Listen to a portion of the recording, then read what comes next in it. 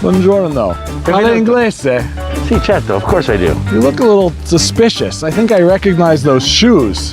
Guancia is very, very beef. Guancia. Wow. As you know, Umbre cannot live by vino alone. So here in the shadow of the 500-year-old monastery at Montserrat, let's go see how these great Spanish wines go with the local food. And I found myself a modest little kitchen where I'm going to meet a not too modest chef, my friend, Gary Danko. You want to just put your knife in and just cut all the way down. And then again, follow that line. Right down the middle. Right down the center. And I wash these in the water. Yeah, I usually wash my lobster shells when I'm cooking too. It's the best recipes in the world with Mark Bittman of the New York Times.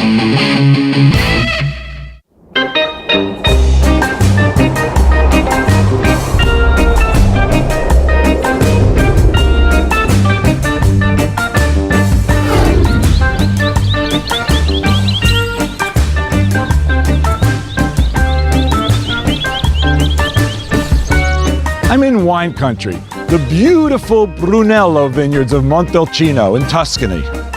Wherever I go in wine country, Spain, California, France, there's a commonality. You need a special place to grow good grapes to make great wine. Because at the end of the day, winemaking really is farming. It's about the climate, it's about the land, and it's about the people who work that land.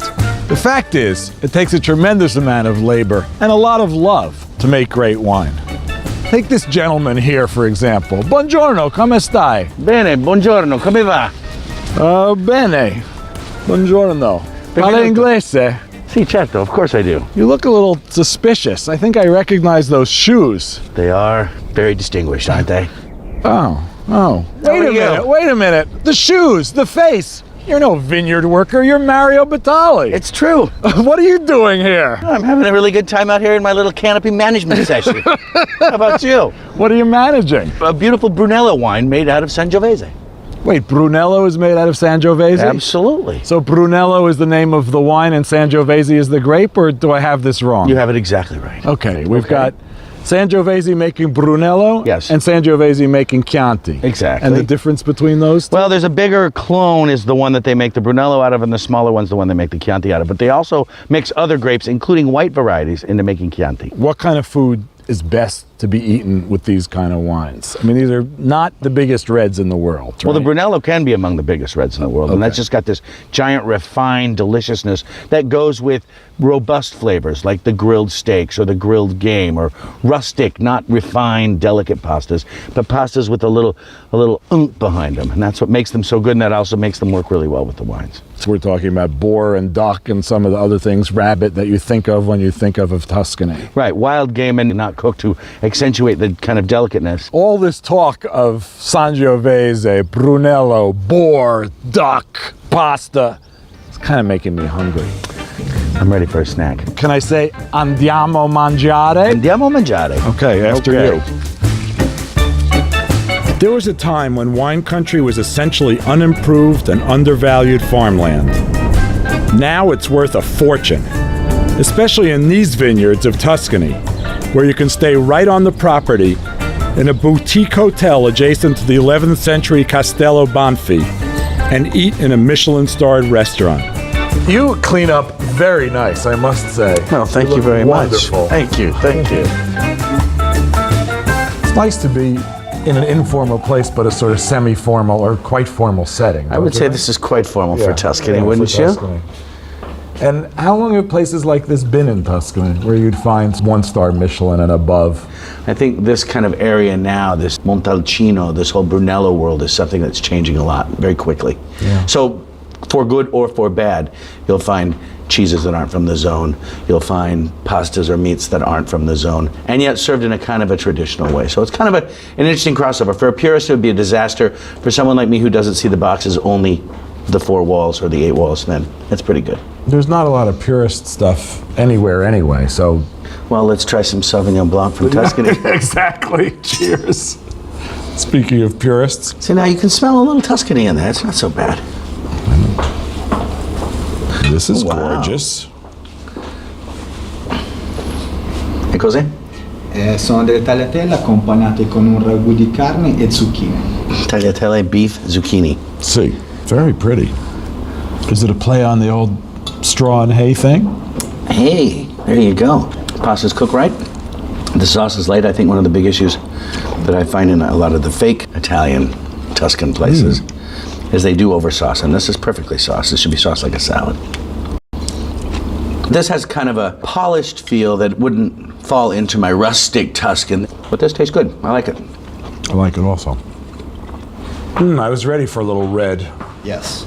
The Summus 2001 and it's the Sangiovese, Cabernet Sauvignon and Syrah. Excellent. I like this stuff. You like this stuff? Let's see. See, now that's good. That's really nice.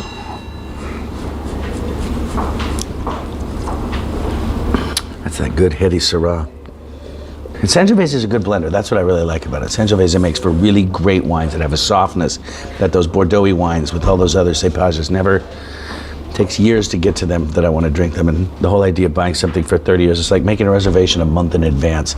I don't know where I want to eat Tuesday, the 5th of July or the 5th of October. You ever try to get into one of your No, restaurants? I never have. Actually, no. You know what the way to do it? The way to do it is you just walk in, and if you're willing to wait, and every one of the restaurants there's a place where you don't have to make a reservation. As long as you're willing to wait for the person that's sitting there to finish, which for me, the idea of being told to go to the bar and have a drink before dinner is kind of like a high five moment for me. Yeah, go to the bar and have a drink. Go, give it on, baby. Let's go.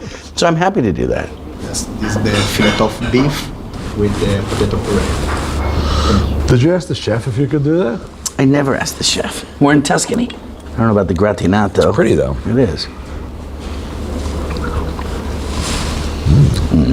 What's That with rosemary- the tomatoes? They're awesome. What makes a tomato so good in Italy is not necessarily its sweetness, but the foil of acidity with it. And you can taste that. That's what makes it bright and Really exciting. acid. Yeah, they're great. Excuse me, I'm gonna have to eat for a minute. Thumbs up. I'm like busting over here. I'm full. Ah, you're only full because the beef's done, but the cheese is now, and the cheese is 100% Sangiovese. 100% Sangiovese. Now we're singing my song. Oh, I gotta say, I thought that at least to the nose, the Super Tuscan had much more going for it. Yeah, but this has a purity of fruit. Look for it, you'll find it. No, no, no, no, no, no, no. Spiego la nostra Sì, un po', sì, però solo I pecorini. No goat cheese, right? No goat cheese, non caprese. I do like the cheese course drama. Watching them work it out.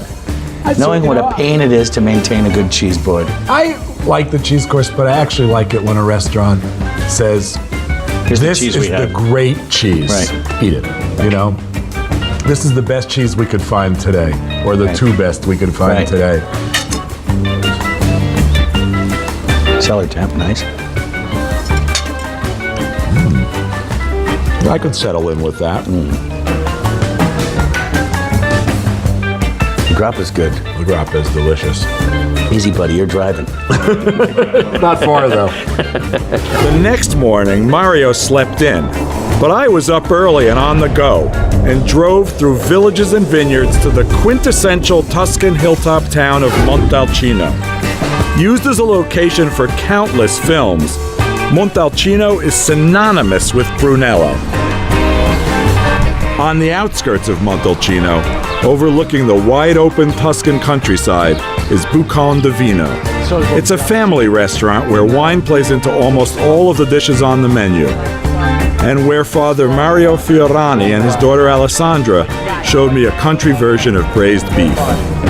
Questa è la guancia pulita, ora la facciamo a piccoli pezzi. Okay, so we're cutting the beef cheeks into small pieces. Yes. They're not so small. No, abbiamo levato tutto il grasso. What kind of cheeks are these? Guancia is very beef. Guancia, sì. Wow. Ah.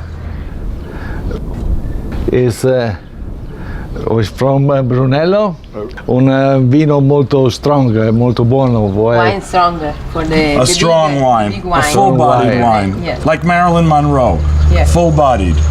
Food body. Pepe, So Black black pepper. pepper. Black okay. pepper. Wow. Into the cheesecloth. Sempre bene. And Black also pepper. some ground black pepper. Ecco. Okay. Yes. This is a lot of spice. This is good. Questi sono fiori di finocchio selvatico. Wild fennel flowers. Wildfire. Prego. Oh man, that is so beautiful. Poco di chiodi di garofano. Cloves, we call Cloves, these. Yeah. ants. What's Yeah. the word in Italian? Chiodi di Chiodi. garofano. Chiodi di garofano. Garofano. Garofano. Il tutto si Close. chiude. Okay. All into the cheesecloth. Wow, And this wow, is going wow. to sit for a while, yeah? Yes. Is for bello. Garlic. Of course. Aglio. Aglio. Aglio. Oh, tu parli bene italiano, Oh, yeah, eh? very bene. Io non Yeah, parlo really inglese, great. ma tu parli bene, no? Wow. E sì, sì. Ah. Ed è buono. Vino. More wine, more meat. I'm liking this already. This is really beautiful. Is this on your menu, yeah? Sì, sì, sì. Questo è- in 10 here. 10 year in 10 years you've been Yes. our doing this, menu yeah? boccon di vino. These are green peppercorns. Green peppers. You can eat these, Yes. yeah. Very, very peposo.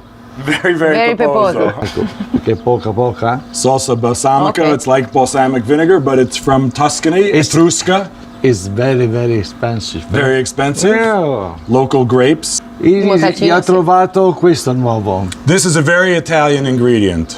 Soy sauce, huh? This will give it some real depth. Ecco, questo sta tutta la notte per in marinata. It's going to sit overnight and then cook for 3.5 hours.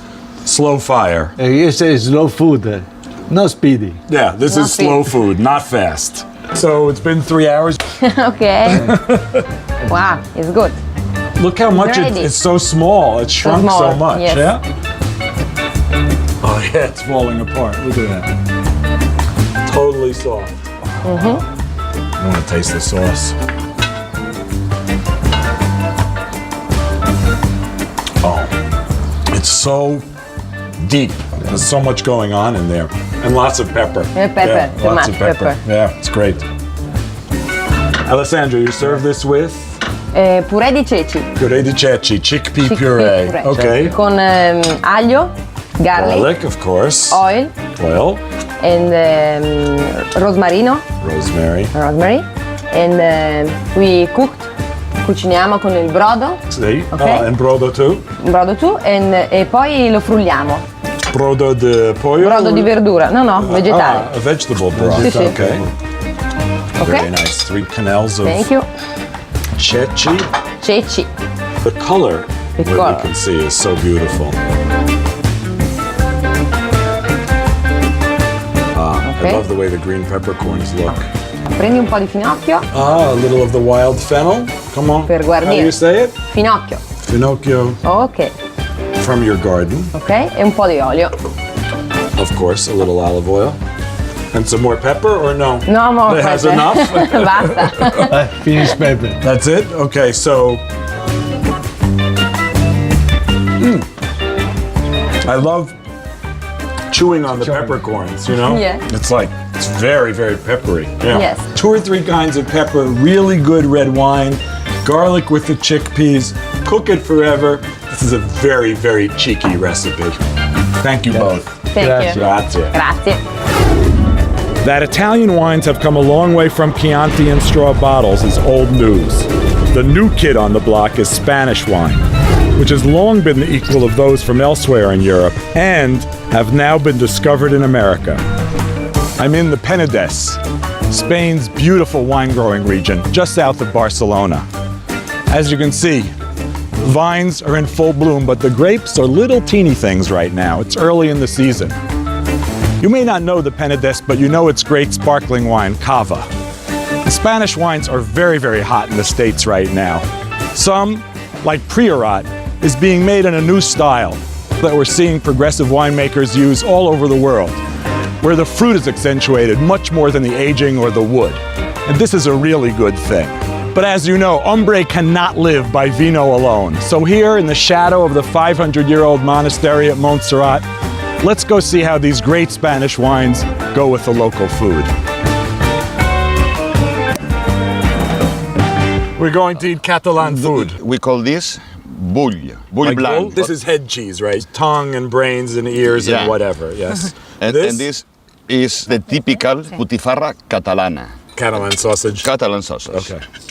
And more butifera. And yeah, this is butifarra grilled, and this is the blood sausage. Yeah, the Morcilla. correct. Morcilla? Morcilla. And I think with this, it's ideal also to eat together with the priorat from Priorato. It was a very traditional region, not famous to produce quality wines. Yeah? And the main revolution was started in the United States, and then Spain realized that Priorato was producing. Isn't that funny that it took It is. another country to say, To you discover. have a great wine, but you Yeah. don't know it?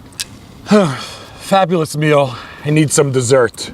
And do we have a wine to go with it also? Today we have different kind of desserts. I think the best thing, it can match with everything, it will be a cava. It's always the fallback position, Yes. isn't it? We call this Crema Catalan. crema catalana, Want fresh some? cheese, and you put the honey on top. It's sheep Cow- cheese cow or milk. cow cheese? Cow cheese? Yeah. Great stuff. Well, you got everything here. You got great wine, great food, great people, and becoming a citizen of Catalunya. Welcome. Salud.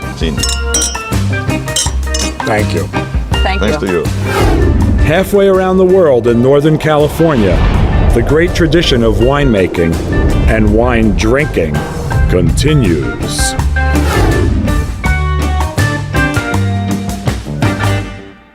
I'm in Sonoma. 500 years ago, Spanish missionaries landed in San Diego, and they made their way north, planting vineyards and fruit trees and spreading the word of God. And God knows what else. You can see why they loved it here. It looks just like Spain. And the intervening centuries, the wine has done nothing but get better and better.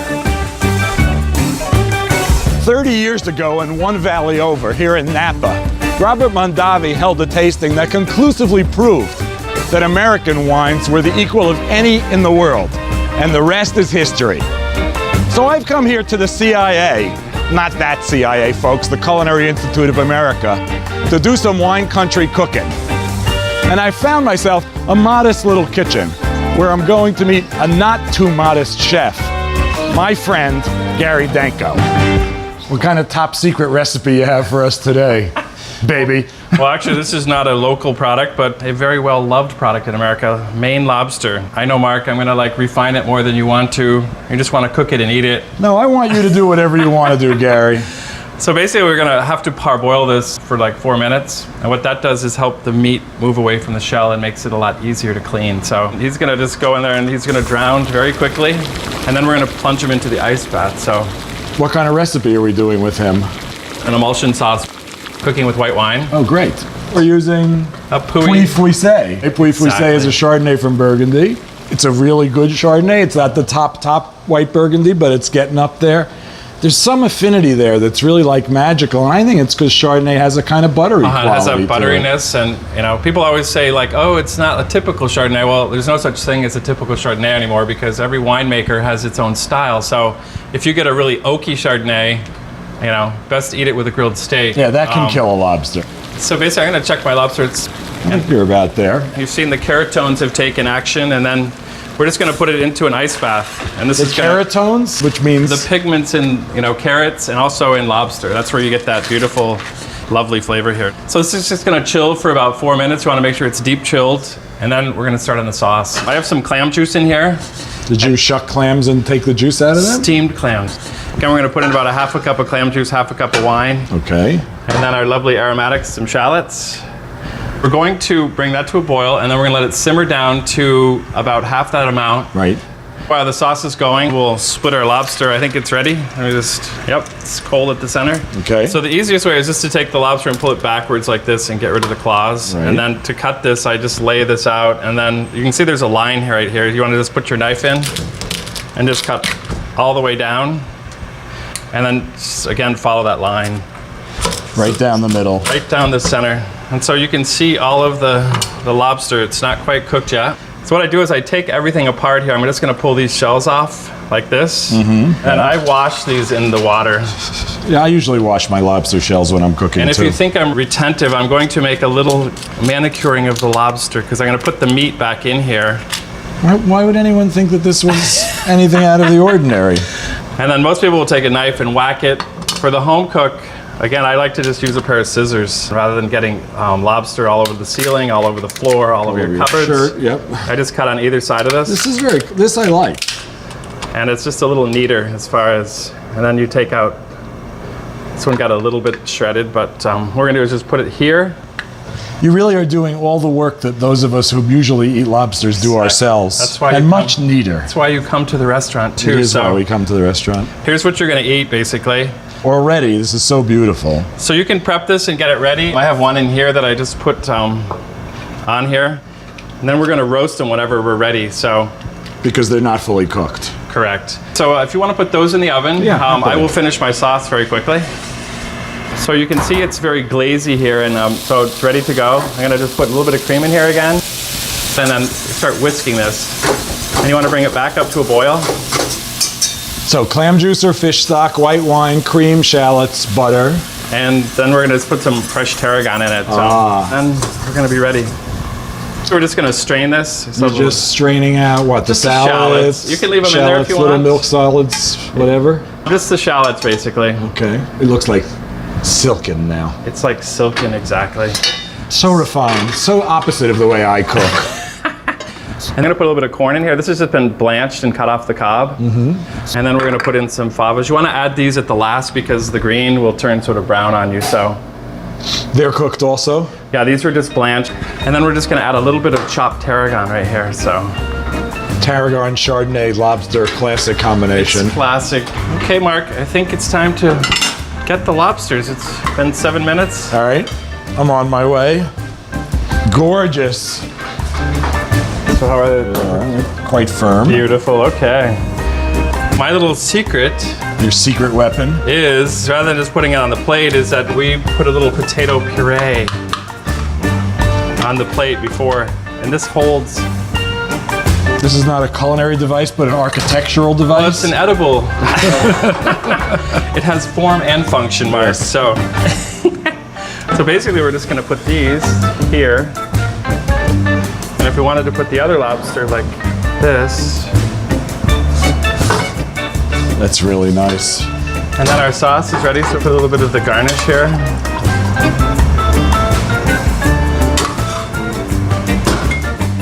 I gotta try the secret weapon here first. All right, are you a claw or tail man? Oh, that. Mashed potatoes with corn and lobster essence all over them. Not bad. Not bad, huh? Have a little tail. I'll try some lobster. Beautiful. Nice and tender.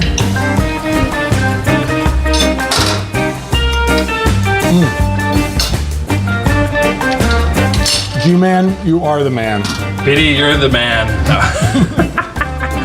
Mark Pittman. So, after touring some of the world's great wine regions, what wisdom do I have to share? Just this. At the end of the day, ask yourself, do I like this wine? And how does it go with the food? Choosing a wine is a lot like choosing a mate. When you find the right one, you'll know it.